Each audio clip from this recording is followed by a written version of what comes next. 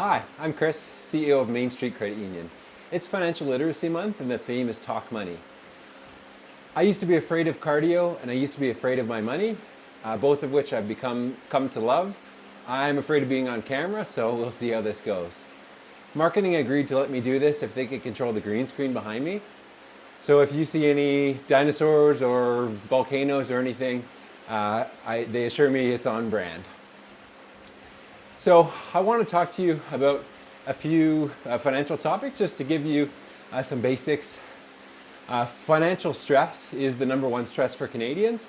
40% of Canadians have lost sleep over their finances. So hopefully we can clear up a few topics that people want to hear about over a bunch of episodes where I'll talk about all kinds of things. And it's just going to be some question and answer while I'm on the bike. I'm such a financial literacy nerd that when that song by Neo and Pitbull comes on, where they say they can't pay their rent and they're going to the club anyway, I make sure the family turns it off. So, first question. What was my money story as a kid? So my parents were stressed about money a lot of the time, and that rubbed off on me. We liked money and liked to spend money, but it was always a topic of conversation and a topic of stress. So in my 20s, when I got my first job and was off on my own, I spent a little bit too much, and I found myself, even though I was a banker, in a little bit of credit card debt.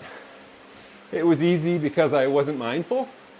I got a car, and I like to buy things and like to do new things and experiences, like to travel. And I found myself being a little bit too optimistic with what I had spent and what I had brought in. So it wasn't a crazy amount of credit card debt, but at the same time, my fitness wasn't the best either. And that was being optimist as well. I tended to overestimate the exercise I did and maybe underestimate the beer and pizza that I was consuming at the time. So both of which I have fixed over time. And it was just about being mindful and understanding where my money was coming from and where it was going.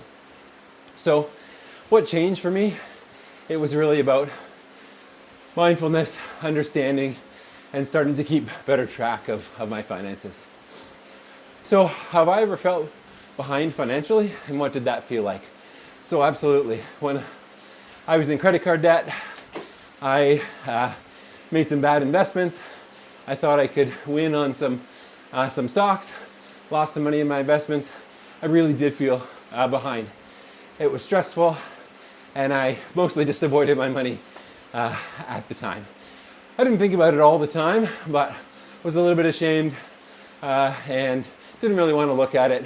I assumed it would get better, hopefully naturally, as I made more money. But until I put proper attention on it, it didn't fix itself. So people often ask, why does money feel stressful even when I'm doing fine? And that's because I think a lot of times it's a lack of attention, it's a lack of understanding, mindfulness. I will, in a future episode, get into some toxic money traits. I've definitely been the gambler. I've definitely been the optimist. And people just don't have enough focus and attention on their money. And compounding, which is interest making interest, can either work for you or against you. And it's important to get that on your side. So what does being on track look like? On the contrary. So being on track means you're feeling less money stress overall. You might still be stressed about money sometimes, but it's less overall. You have a good understanding of your money, where it's coming from, where it's going. You find your debt is staying the same or shrinking, and your savings are starting to increase. So that's what being on track starts to look like, starts to feel like. It feels pretty good. And just like exercise, it starts slow at first and starts to speed up over time. So what are 2 to 3 small habits that started to get me ahead?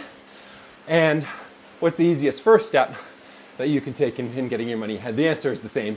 to both of those questions. So the first one is track your money. Try 30 days. 30 days is a long time, especially for an optimist. So I tended to underestimate, I haven't been out to a restaurant for a long time. And then when you actually look, it was actually twice last week, but you just forget about it. So track your money for 30 days. No judgment, just to see what's going out and what's going in. You might find you're spending less in some areas than you thought and more in others. And spending's not bad. You just want to do it with purpose and mindfulness.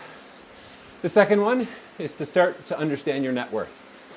So write down, whether it's Excel, a notebook, a note in your phone, all your accounts, the balances, investments balances, debts balances, to understand what your net worth is.